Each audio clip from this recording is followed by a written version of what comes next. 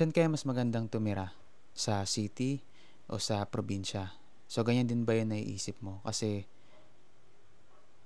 may mga iba kasi na yung mga, yung mga nasa probinsya, iniisip nilang pumunta ng city at doon manirahan, doon maghanap buhay. Meron naman mga taga-city, katulad ko, na nag-iisip na pumunta ng probinsya dahil maraming puno doon, mas nakaka-relax. Yun nga kasi maraming puno. Tapos naiisip na manirahan doon, doon na mamuhay.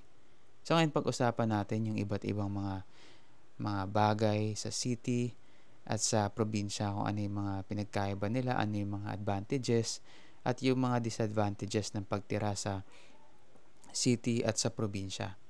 So dito muna tayo sa city. So ang advantage sa city, so syempre, mas maraming trabaho sa syudad. Mas maraming mas maraming opportunity para kumita ng pera. Tapos saka ano din yung sahod, mas malaki din yung sahod pagka nasa city ka. Saka yung pagkakaroon ng yung convenience doon sa mga, halimbawa, sa city kasi yung mga malls magkakalapit lang. Meron pa nga magkakatabi. Tapos yung grocery, madali lang puntahan. Lalapit ng grocery, ng mga bilihan, mga malls, tapos yung mga palengke, saka yung mga school, malalapit lang din. Ayun. Tsaka mga ospital, yun, tsaka ito din, napansin ko din sa mga taga-probinsya na mas pinipili nilang mag-aral sa city kesa sa probinsya. Kasi nga daw mas maganda daw yung quality ng education sa city kesa sa probinsya. Saka isa pa, syempre sa city mas mabilis yung internet. So yun yung mga nakikita kong mga advantages sa city. Saka yun din pala yung disposal ng basura. Sa syudad kasi may nangongolekta ng basura. Kasi yung basura kasi pagka pinatagal mo, ang baho niyan. Saka yun nga, hindi rin maganda tumagal yung basura. Kaya dapat talaga meron nagkokolekta ng basura. Yun, sa city, meron truck na nangongolekta ng basura. Pag-usapan naman natin yung mga disadvantages ng pagtira sa syudad. Siyempre, pagka nasa city ka, napakataas ng mga bilihin kung ikukumpara mo sa probinsya. Pero nakadepende pa rin yun sa mga bagay na bibilin mo. So, kung yung mga pang-araw-araw, maaaring mas mura sa city. Kasi nga yung, halimbawa, mga sabon, tissue, ayan, maaaring mas mura sa city yung mga yan. Kasi nga, yung manufacturing ng mga yon ay malalapit lang din doon. Tapos yung pagka naman yung mga gulay, syempre, yun, pagka inaangkat yung mga yon galing probinsya, manapakamahal na nun pagdating sa syudad. Saka sa city,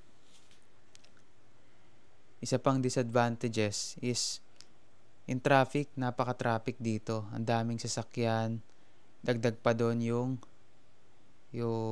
pollution sa hangin, yung air pollution. Ayun, talagang napakahirap huminga kapag nasa city ka. No, kasi puro sasakyan, puro mga industrial, pagawaan, mga manufacturing, ng kung ano-ano mga bagay. Tapos, dagdag pa doon is yung noise pollution na hindi lang galing sa mga sasakyan, dumadaan ng mga motor, maging yung mga kapitbahay kasi nga dikit-dikit yung bahay dito sa city. Yun, kaya meron lang konting ingay, meron lang gumagawa dyan, dinig na dinig mo. Meron lang nagkakantahan, karaoke, kaminsan lumalagpas pa ng alas 10. Yan talagang dinig na dinig mo. Kasi yung kadalasan yung mga pader, ano lang, yung dalawang bahay, isa lang yung pader nila. No, magkadikit talaga. Tapos yun, crowded yung mga tao. Dito, ang daming tao. Yun, so yun yung, kung halimbawa hindi ka sanay sa maraming mga tao, mahihirapan ka sa city. Yan, kasi nga, daming tao dito. Kung meron kang social anxiety. Ayun. So, yun yung pagtira sa city. Sa province life naman tayo, no? Ano ba yung buhay sa probinsya? Ito yung mga napapansin ko, ito yung mga na-research ko. Kasi ako, nakapunta din ako ng probinsya siguro mga ah, kada once a month. Ayan, nakakapunta ako ng iba't ibang mga probinsya. Yung mga malalapit lang naman sa Manila. Sa province, yung advantage, syempre, low cost yung pamumuhay. Kapag, ang ibig sabihin ko sa low cost, lalo na yung mga pagkain, yun yung tinutukoy ko. Yung renta, tsaka, syempre, mura din bumili ng lupa, bahay sa probinsya. Kasi nga, probinsya, tsaka yung mga gulay, mura, madepende kung halimbawa malapit kayo sa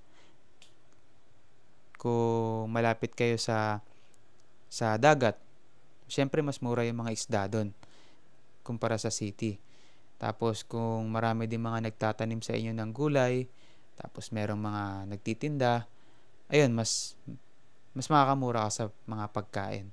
Isa pang advantage ng pagtira sa probinsya ay yung ang daming puno, nakaka-relax, malinis yung hangin, ang sarap huminga, maluwag yung paghinga mo, tapos upo ka lang dyan sa isang tabi, no? Panoorin mo yung mga ibon, panoorin mo yung mga puno, hinahangin.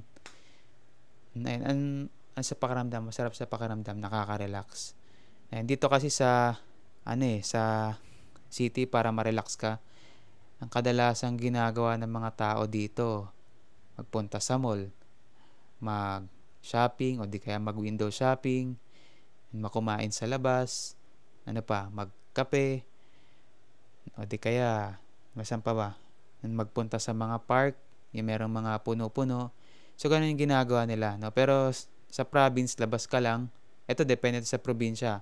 Pero karamihan kasi ng mga probinsya, ang daming punong nakapaligid sa paligid ng bahay nila. Kaya nakaka-relax sa probinsya. Maririnig mo yung mga huni ng mga ibon, yung pagka mahangin, maririnig mo yung dahon ng mga puno. Masarap sa pakiramdam. Masarap sa mata, masarap sa tenga. Ayun. Tapos isa pa, lahat ng tao sa probinsya ay halos lahat sila magkakakilala. Kasi nga sa isang komunidad, sa isang barangay, ilan lang sila doon. Umabot sila ng mga hundreds. Kaya talagang kilala nila yung isa't isa. At karamihan sa kanila, mga magkakamag-anak. So, ganun sa probinsya. Kasi sa city kasi, kahit dikit-dikit ng bahay yan, talagang walang pansinan. Ayun, yun yung napapansin ko. So, ngayon sa disadvantages naman tayo ng pagtira sa probinsya. Sa probinsya, ang isang problema nila doon ay mas maliit yung sahod. Maganda lang dito kapag nasa probinsya ka, kapag meron kang remote work o di kaya work from home. Kasi hindi mo kailangan magbiyahe. No, dito kasi sa city, kailangan mo magbiyahe ng malayo para makapagtrabaho. Meron din naman sa probinsya na nagbabiyahe sila papunta ng city para maghanap buhay. So yun yung nagiging problema sa probinsya. So maliit na yung sahod, tapos babiyahe pa sila ng malayo para makapasok sa trabaho. Meron mga part ng probinsya na mabagal yung internet. Pero sa iba, hindi nila problema yung internet kasi yung mga iba, kontento na sila sa scene, dun sa nakikita nila, sa scenery, sa probinsya, kung gaano ka relax. Ayun. Tapos, yung sa garbage disposal, yung sa pagdi-dispose ng mga basura. Yung mga ibang ginagawa nila, doon sa mga basura nila, nagukay sila sa lupa. Tapos, doon nila ilalagay yung mga basura nila. Tapos, tatabunan nila ng lupa. Ang nagiging problema nga lang sa ganito, ito, mga naririnig ko sa probinsya. Pagka umuulan naman, kapag masyadong mababaw yung hukay para dun sa mga basura, ang nangyayari ngayon, umiibabaw din yung mga basura, yung mga diaper. Ang nangyayari, nagagalit yung kapitbahay. Ayun. Tapos, yung iba naman ginagawa nila, ito, yung mga basura, sinusunog nila. Ang epekto naman nun, hindi siya maganda sa environment. Tapos, meron mga kapitbahay na pwedeng magalit kasi nga, mausok. Yun yung mga nakikita ko para sa akin, yung mga advantages at disadvantages ng pagtira sa probinsya at sa city. So ikaw, kung papipiliin ka, meron kang option, no? Meron kang kalayaan tumira sa probinsya o sa city, saan mas pipiliin mo? Ayan, comment down below kung ano yung kung saan mo mas prefer na manirahan.